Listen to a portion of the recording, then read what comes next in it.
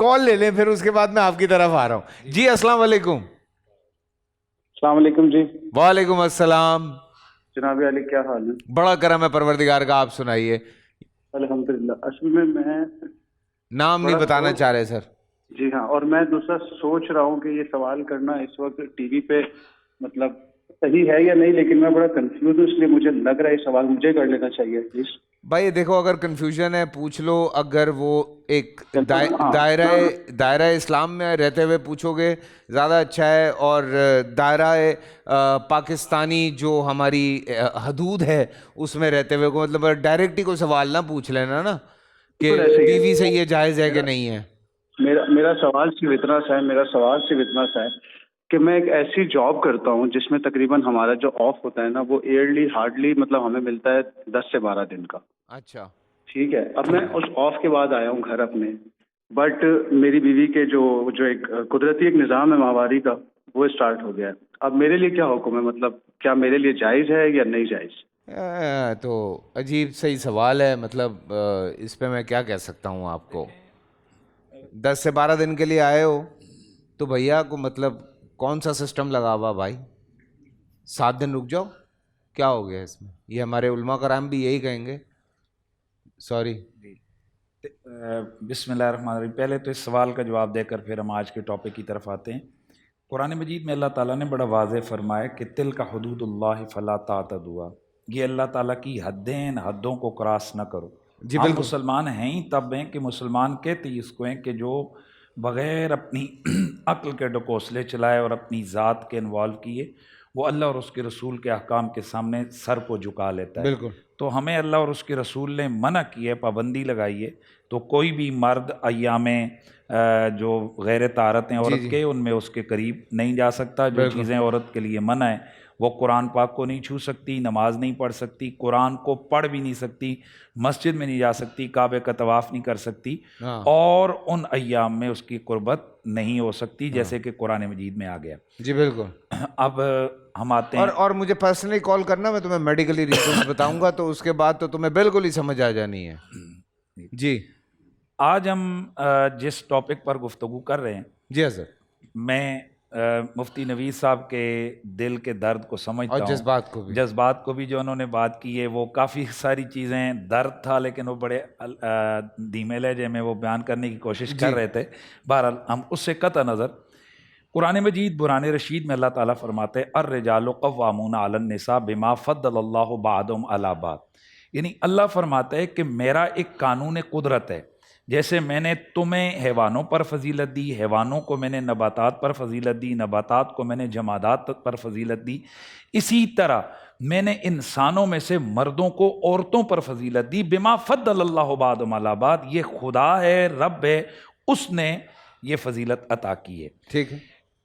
جہاں پورے معاشرے کے اندر ہم نے اس سے پہلے بہت سارے, پچھلے سال بھی اس سال بھی ہم نے کھل کر خواتین کے حقوق کو بیان کیا, اور یہ بات درست ہے کہ خواتین پسا ہوا طبقہ ہے, اللہ کے نبی نے ان کو کمزور کہا, قرآن مجید بھی ان کی حوالے سے بات کر رہا ہے. لیکن میری تمام سننے والی مائیں اور بہنیں, وہ میری بیٹیاں ہیں, وہ میری بہنیں ہیں, وہ ہماری اعزاء ہیں, جو بھی ہیں, تو ہماری جتنی بہنیں ہیں, ہماری بچیاں ہیں, وہ اس بات کو غور سے سنیں کہ ہم یہاں جو بیان کریں گے وہ اس حیثیت سے نہیں کہ ہم مرد ہیں تو ہم بیان کریں گے.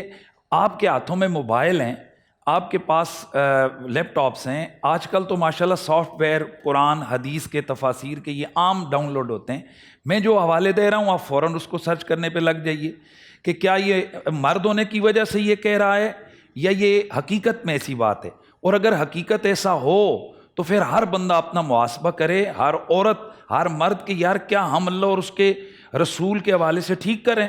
اس دن عورتوں کے حقوق کے حوالے سے یہاں بات ہو رہی تھی تو ایک حدیث بیان کی گئی کہ اللہ کے نبی نے فرمایا خیرکم خیرکم لأہلہ, تم میں سے بہترین آدمی وہ ہے جو اپنی بیوی کے ساتھ, بیوی بچوں کے ساتھ اچھا سلوک کرنے والا. واہ سبحان اللہ. اسی طرح کی ایک حدیث ہے نبی پاک صلی اللہ علیہ وآلہ وسلم کی خدمت اطہر میں, سیدہ عائشہ الصدیقہ عفیفہ طیبہ بیوی ہیں, جیسے فضل سبحان صاحب نے رات کے سیگمنٹ میں بتایا کہ گھریلو بہت سارا علم ہمارے تک حضرت سیدہ عائشہ کے ذریعے سے پہنچا. تو بی بی پاک سیدہ ام المومنین عائشہ صدیقہ نے عرض کی یا رسول اللہ یہ عورتوں میں سے بہترین عورت کون سی ہے, سب سے اچھی عورت کون سی ہے, اچھی عورتوں میں سے اچھی کون سی ہے؟ تو اللہ کے نبی صلی اللہ علیہ وسلم نے ارشاد فرمایا اے عائشہ عورتوں میں سے سب سے اچھی عورت وہ ہے کہ جس کا شوہر اسے دیکھے اور خوش ہو جائے. سبحان اللہ سبحان اللہ. مفتی صاحب یہیں مفتی حنیف قریشی صاحب سے بات چل رہی تھی, معذرت جو ہے نا وہ مواد آج الحمدللہ اس حوالے سے شکریہ ادا کرتے ہیں ہم. میں عرض کر رہا تھا کہ ایک تو حضرت سیدہ عائشہ سے, ایک حضرت سیدنا جابر رضی اللہ تعالیٰ عنہ سے مروی ہے, اور ایک حدیث حضرت ابو ہریرہ رضی اللہ تعالیٰ عنہ سے مروی ہے. یہ میں لکھ کے اسی لیے لے آیا کہ یہ چونکہ روزمرہ کی روایات نہیں ہیں کہ جو عموماً ہمیں یاد ہوتی ہیں, تو یہ عبارت ای النساء خیر, حضرت سیدنا ابو ہریرہ نے روایت کیا فرماتے ہیں کہ حضور سے سوال ہوا یا رسول اللہ عورتوں میں بہترین عورت کون سی ہے؟ تو اللہ کے نبی نے فرمایا وہ عورت کہ جب اس کا شوہر اسے دیکھے تو خوش ہو جائے. سبحان اللہ. اور دوسری دو باتیں اور فرمائیں, جب اس کا شوہر اس کو حکم دے تو فرما برداری کرے, اور اپنے نفس اور اپنے مال کے حساب سے, یہ بڑی عام بات ہے, یعنی اپنی ذات اور اپنے مال کے حوالے سے کوئی ایسا کام نہ کرے کہ جس کی وجہ سے اس کا شوہر ناخوش ہو جائے. یہ نسائی شریف کی جو ہے نا وہ روایت ہے.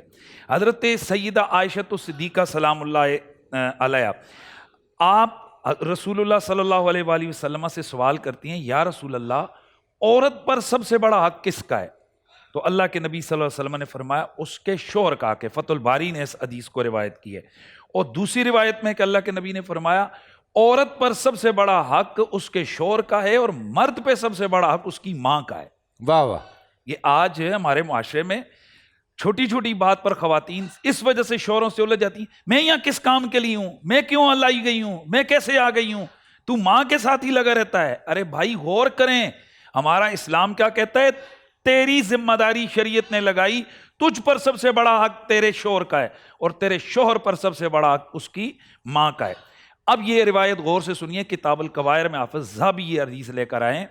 حضرت عائشہ رضی اللہ تعالیٰ عنہ اس حدیث کو غور سے سنیں. آپ فرماتی ہیں اے عورتوں اگر تمہیں معلوم ہو جائے کہ تمہارے مردوں کا تم پر کیا حق ہے تو تم اپنے شوہروں کے قدموں کی غبار اور دھول کو اپنے گالوں اور رخساروں سے صاف کرو. سبحان اللہ. یہ ام المومنین حضرت سیدہ عائشہ صدیقہ. اور پھر ایک اور روایت ہے جس میں نبی پاک صلی اللہ علیہ وسلم نے فرمایا ایما امرا ماتت و زوجها عنها راض دخلت الجنہ. ترمذی کی حدیث ہے. اب دیکھیے صرف ایک طرف ڈراوا ہی نہیں ہے, ساتھ اس عورت کے لیے انعام کتنے.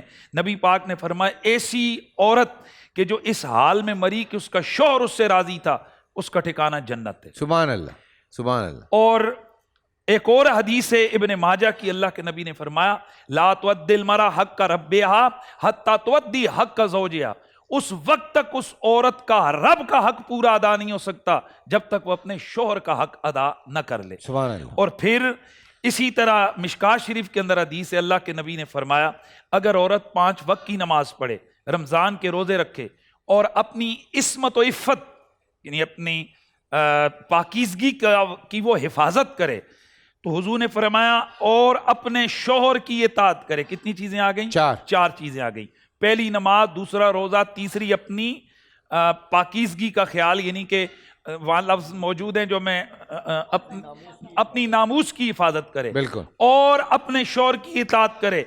اللہ کے حبیب فرماتے ہیں جنت کے جس دروازے سے مرضی یہ داخل ہو جائے. سبحان اللہ. اچھا اس میں مفتی صاحب سوال یہ پیدا ہوتا ہے, کیونکہ ہم نے ساری باتیں جس حوالے سے کی ہیں اس میں شوہر کا کیریکٹر کیا ہونا چاہیے؟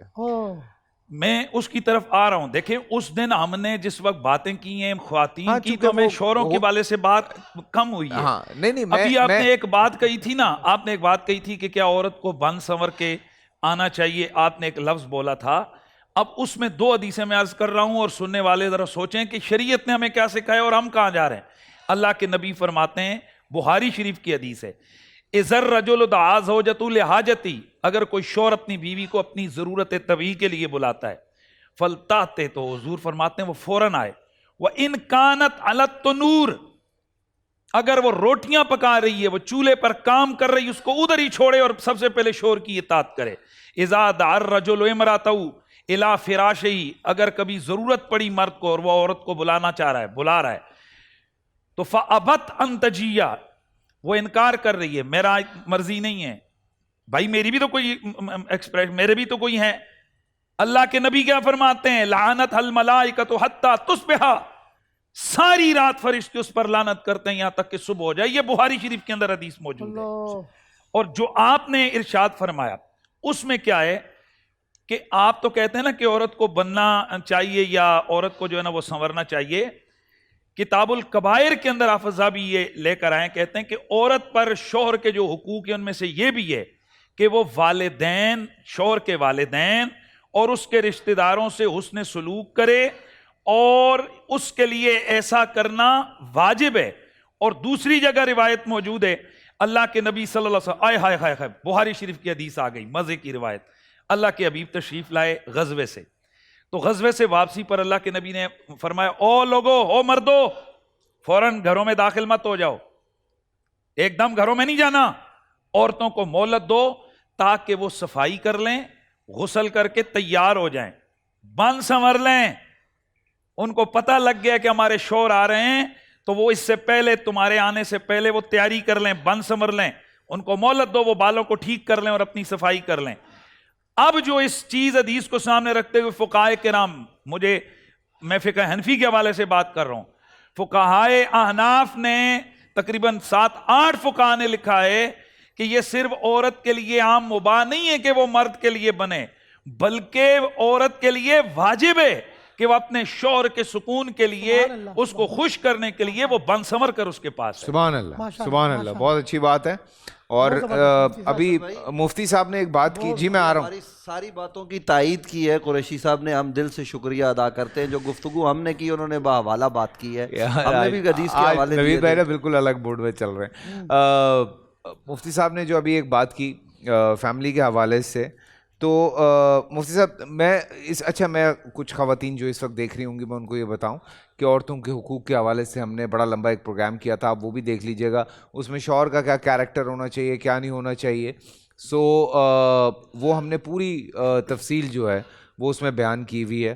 اگر کوئی شوہر بدتمیزی کرتا ہے گھر میں, آپ کو مارتا ہے, آپ کو گالیاں دیتا ہے, آپ کے ساتھ برا بیہیو کرتا ہے, تو وہاں پہ اوبیسلی وہ ان ساری چیزوں کو امپلیمنٹ نہیں کر سکتا ہے جس طرح سے مفتی صاحب فرما رہے تھے. اس پہ ہم نے بڑی تفصیل سے ہماری گفتگو ہوئی ہوئی ہے. ایک بات مفتی صاحب نے کی تھی کہ حسن سلوک کرے. حضرت مجھے ایک چھوٹا سا اس پہ جواب دے دیں, چھوٹا سا جواب دے دیجیے گا ہاں یا نہ میں, اور اس کے بعد پھر میں آگے علامہ صاحب کی طرف بڑھوں گا. حسن سلوک کی آپ نے بات کی ہے, لیکن اگر جیسے ہمارے یہاں ہوتا ہے جب شادی کر کے لڑکی کو لایا جاتا ہے, اس کو تو نوکرانی بنا کے پورے گھر کے سامنے پیش کر دیا جاتا ہے کہ سارے گھر کے کپڑے تم نے دھوڑے ہیں, سارے گھر کا کھانا تم نے. میں اگلی ٹرن میں آ رہا ہوں. اللہ کے نبی نے وہ ساری چیزیں بیان کی ہیں. ارے بھائی ایسا تو نہیں ہے کہ رسول خدا ایک طرف بیان کیا تو دوسری طرف حضور نے چھوڑ دیا ہے. میں اس میں سے صرف ایک حصہ بیان کر رہا ہوں کہ وہ جو عورت گھر کے کام کاج کر رہی ہے اس کے لیے ایک تو معاشرتی پہلو ہے, ایک تو اخلاقی پہلو ہے, ایک تو وہ ماں اپنے بچے کو پالے گی, بیوی اپنے شوہر کی خدمت کرے گی, لیکن اس کے ساتھ ساتھ جو مذہبی پہلو ہے وہ کیا ہے.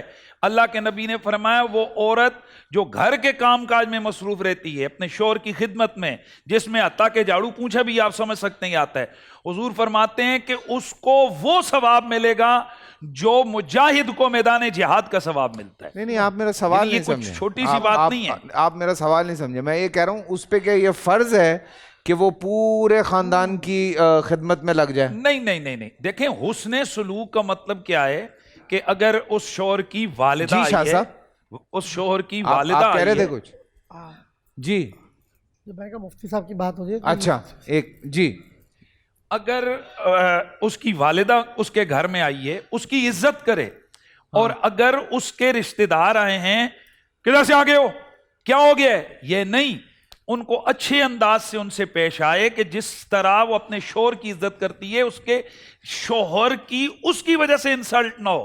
یہ اس کا مطلب ہے. دیکھیں گھر میں مہمان آئیں گے نا, اور یہ تو نہیں کہ سارا سال وہ بیٹھتے ہیں, اگر اس کے رشتہ دار، اس جو عورت ہے، لڑکی ہے، اس کے اگر رشتہ دار آتے ہیں، اس کی بہن آتی ہے، بہن کے بچے آتے ہیں، والدہ آتی ہے، بھائی آتے ہیں، بھائی کے بچے آتے ہیں، تو 1-2 ٹائم یہ ان کے لیے رسپیکٹ کرے گی، کھانا پکائے گی کہ نہیں پکائے گی؟ اسی طرح وہ اپنے شوہر کے لیے بھی کرے، تاکہ اس کی وجہ سے اس کے شوہر کا دل خوش ہو اور اللہ تعالیٰ راضی ہو۔ پورا سال انتظار تھا مجھے اس رمضان میں، 30 دن 6 ٹیمز، 12 کنٹیسٹنٹس، کیش کا پاؤں۔ اب گیم وہ ہوگا جسے آپ کا نہیں ہوگا، جس میں جو کرنا تھا کر لیا۔ لاکھوں عوام کو دینے کا ذمہ ہم نے حصہ، شور گونجے گا ہر گلی نکڑ اور دکان، رمضان لیگ بنے گی آپ کی پہچان، نعرہ لگے گا تو پارا چڑھے گا۔ گیم شو ایسے چلے گا، رمضان لیگ، روزانہ شام 7 بجے صرف بول انٹرٹینمنٹ پر۔ بول انٹرٹینمنٹ کے شوز دیکھنے کے لیے ہمارے چینل کو سبسکرائب کریں اور بیل آئیکن پر کلک کرنا نہ بھولیں۔